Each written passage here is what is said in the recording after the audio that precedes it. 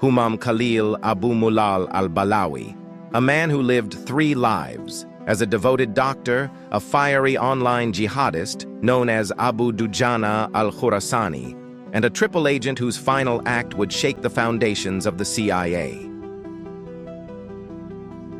It is a tale of radicalization, deception, and betrayal, woven through the deserts of Jordan, the tribal lands of Pakistan, and the fortified walls of a CIA base in Afghanistan. It is a story of a man who, in the eyes of some, became a martyr, and in the eyes of others, a murderer. Khalil's use of the pseudonym Abu Dujana al-Khurasani was deliberate, invoking a historical figure revered for his bravery. In the sprawling camps in Jordan, where the dust of displacement clung to every surface, there was a young man named Humam Khalil Abu-Mulal al-Balawi, born on December 25, 1977, in Kuwait to Palestinian parents exiled from Beersheba.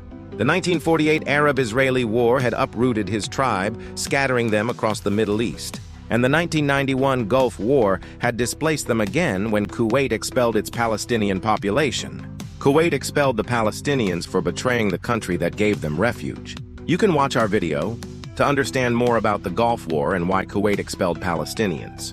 By the time Humam was a teenager, his family had settled in Jordan, in the shadow of Zarqa, a city that would later become infamous as the birthplace of Abu-Musab al-Zarqawi, the brutal leader of al-Qaeda in Iraq. Khalil was supposed to be a healer, a doctor trained in Istanbul, where he met and married Defne Bayrak, a Turkish journalist. Together, they returned to Jordan in 2002, settling in a modest apartment in Amman's Nujah district. Khalil took a job at a clinic in the Marqa refugee camp, tending to Palestinian women and children whose lives mirrored his family's struggles. His hands stitched wounds and delivered babies, but his heart churned with a growing unrest. The world he saw on television screens, in the stories of his patients, and in the online forums he began to frequent was one of injustice, where the powerful crushed the weak and the West, particularly America, loomed as the architect of Muslim suffering. Chapter 1: The Making of a Mind. Khalil's early years were marked by a quiet intensity. As a child in Kuwait, he excelled in school, his sharp intellect earning him a scholarship to study medicine in Istanbul.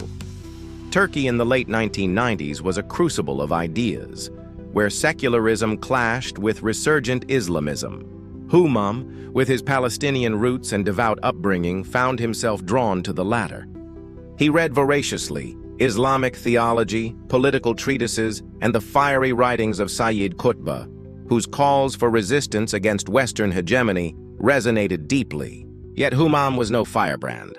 To his classmates, he was a reserved, studious young man, more likely to be found in the library than at a protest. In Istanbul, he met Defne, whose journalistic curiosity matched his intellectual hunger. Their marriage was a partnership of equals, though Defne later recalled Humam's growing preoccupation with the plight of Muslims worldwide. The 2003 U.S. invasion of Iraq was a turning point. On his laptop, Humam watched as Baghdad fell, and with it, his faith in the world's order. He began writing online under the pseudonym Abu Dujana al-Khurasani, named after a companion of the Prophet Muhammad known for his courage in battle.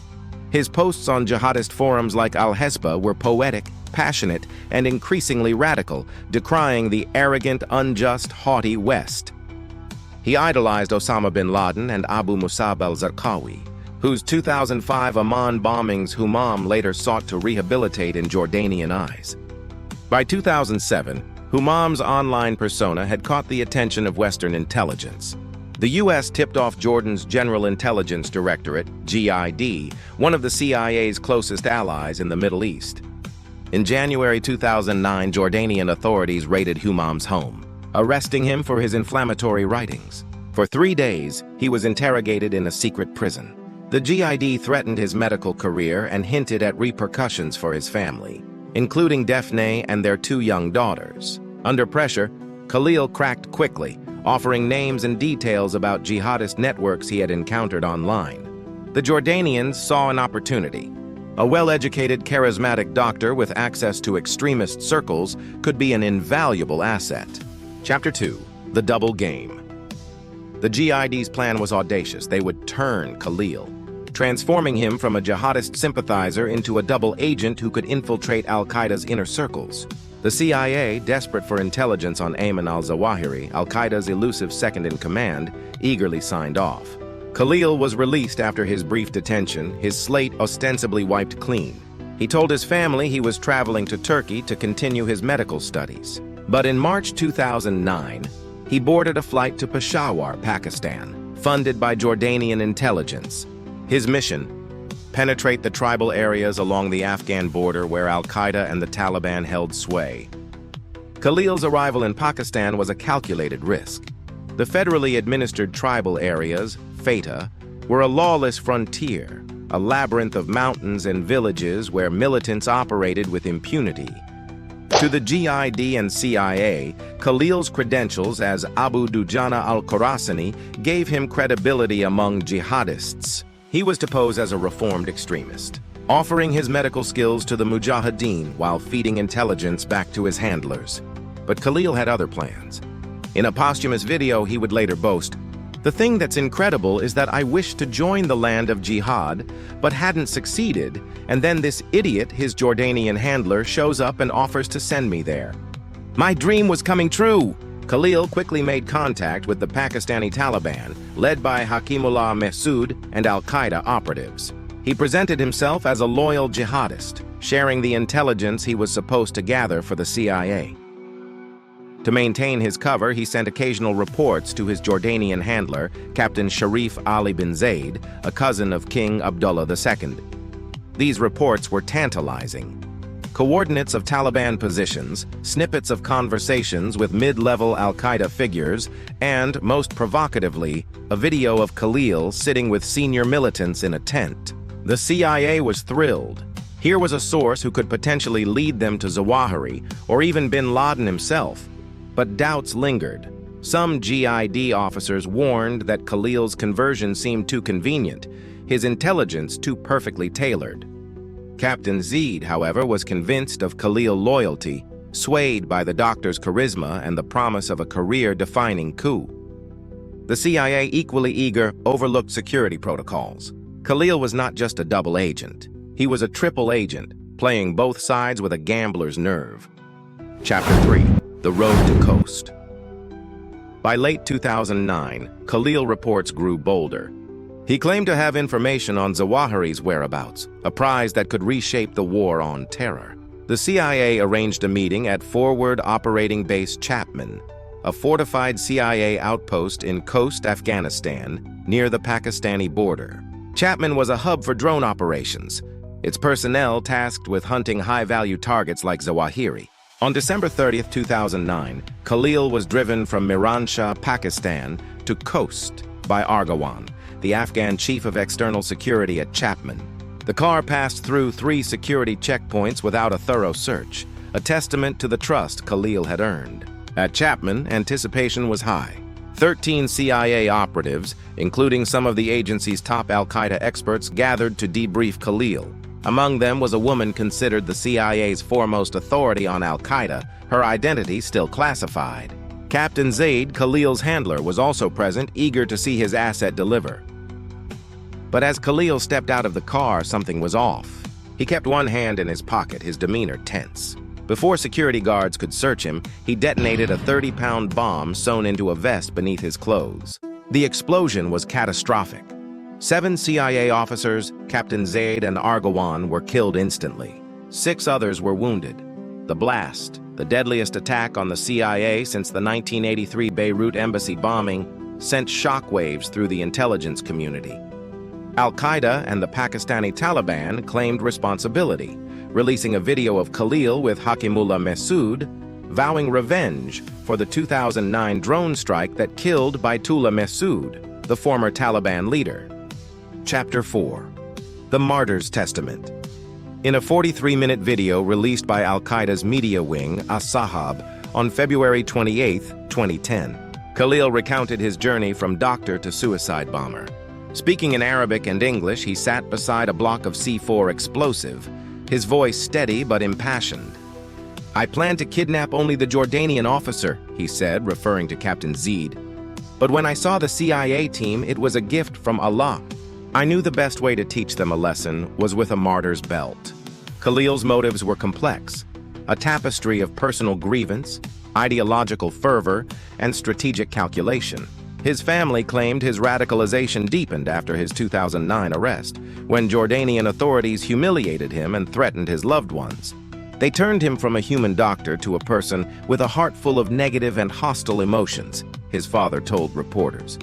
Yet Khalil online writings suggest a longer arc of radicalization, fueled by the Iraq War, Israel's 2008-2009 Gaza offensive, and his admiration for bin Laden and Zarqawi.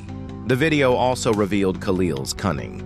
To lure the CIA, he provided just enough accurate intelligence to build trust, mixing it with misleading data. "I threw in some accurate information we thought the enemy probably already knew," he admitted. His ultimate goal was to strike a blow against the CIA and Jordan, whom he accused of collaborating to kill Muslim leaders like Imad Mughniya of Hezbollah and Zarqawi. "We will be releasing a video of Mughniya of Hezbollah in the coming weeks." Continuing, "The attack," he said, "was revenge not only for Baitullah Mahsud, but also for the broader Muslim struggle." Chapter 5. Aftermath and Reckoning. The Camp Chapman attack was a devastating blow to the CIA. The loss of 7 officers, including key al-Qaeda experts, disrupted operations in the region. The agency's failure to properly vet Humam was a glaring misstep. Compounded by lax security protocols and an overzealous pursuit of Zawahiri, CIA Director Leon Panetta acknowledged missteps in a letter to employees, citing communication breakdowns and a failure to heed Jordanian warnings about Khalil's ties to al-Qaeda. In response, the CIA implemented 23 new security measures, including a counterintelligence vetting cell for high-risk informants. In Jordan, the attack was an embarrassment. The G.I.D's close ties to the CIA, a sensitive issue in a country with a large Palestinian population and widespread anti-American sentiment, were exposed. Captain Zaid was given a hero's funeral, attended by King Abdullah II, but the official narrative described his death as part of a humanitarian operation to downplay the intelligence connection. Khalil's family was left to grapple with his legacy. His father oscillated between grief and pride, calling his son a true martyr who sacrificed himself for the oppressed. Defne, interrogated for 5 hours by Turkish police, denied Khalil was a CIA agent, insisting he hated America too much to work for them. "He might have used them," she told journalists, a statement that echoed Khalil's own words in his martyrdom video. Chapter 6. The myth of Abu Dujana's story did not end with his death. On jihadist forums, Abu Dujana al-Khurasani became a legend, his attack celebrated as a masterstroke against the Crusaders. Al-Qaeda and the Taliban used the Camp Chapman bombing to bolster recruitment, portraying Khalil as a symbol of resistance. In the West, he was a terrorist. His actions a grim reminder of the challenges of human intelligence in the war on terror. Joby Warwick's book, The Triple Agent, published in 2011, brought Khalil's story to a wider audience, detailing the systemic failures that allowed him to infiltrate the CIA. The book painted Khalil as both a cunning manipulator and a product of his environment, radicalized by a confluence of personal and political grievances.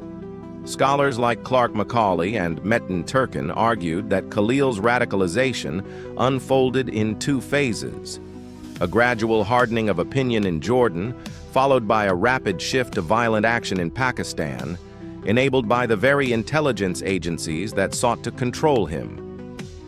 Humam Khalil Abu-Mulal al-Balawi's life was a paradox. He was a doctor who became a killer, a family man who embraced martyrdom, a pawn who outwitted his masters.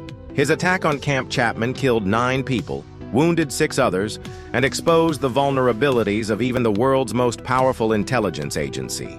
Yet, it also highlighted the human cost of the war on terror, not just in lives lost, but in the moral compromises and miscalculations that fueled it. Today, Khalil's name lingers in the shadows of history, a cautionary tale for intelligence agencies and a rallying cry for those who see him as a hero. His story raises questions that remain unanswered. Could the CIA have seen through his deception? Did his radicalization stem from personal betrayal or a deeper ideological conviction? And what does it mean to fight a war where trust is the most dangerous weapon of all? In the deserts of Jordan and the mountains of Afghanistan, the echoes of Humam's bomb still resonate, a reminder that in the game of espionage, the line between ally and enemy is as thin as a needle. Khalil's radicalization aligns with theories of slippery slope radicalization, where small commitments, e.g. writing online, escalate to violent action. His 2009 arrest was a likely catalyst, as humiliation and threats against his family deepened his resentment. There were operational failures. The CIA's failure to search Khalil at Chapman was a critical error. Standard protocol requires patting down all visitors, but Khalil's perceived value as an asset led to lax security. A 1-minute search could have detected the 30-pound bomb. The attack might have been prevented. The CIA's subsequent reforms suggest a recognition that high-risk informants require vetting times of at least 3 to 6 months, not weeks. In a geopolitical context, Jordan's cooperation with the CIA reflects its delicate balancing act. With over 50% of its population of Palestinian origin, Jordan faces domestic pressure to distance itself from the U.S. policies, particularly on Israel. The G.I.D's role in Khalil's recruitment highlights the risks of relying on allied intelligence services, which may prioritize local stability over rigorous vetting. The CIA's losses included 2 to 3 senior al-Qaeda analysts, representing approximately 10 to 15% of its top-tier expertise in the region at the time. The attack disrupted drone operations for an estimated 3 to 6 months, costing millions in delayed missions. This story captures the complexity of Khalil's motivations and the high-stakes world of espionage. Thanks for watching. Check out our other videos. You'll certainly find them interesting. Click the like button. Sit and subscribe.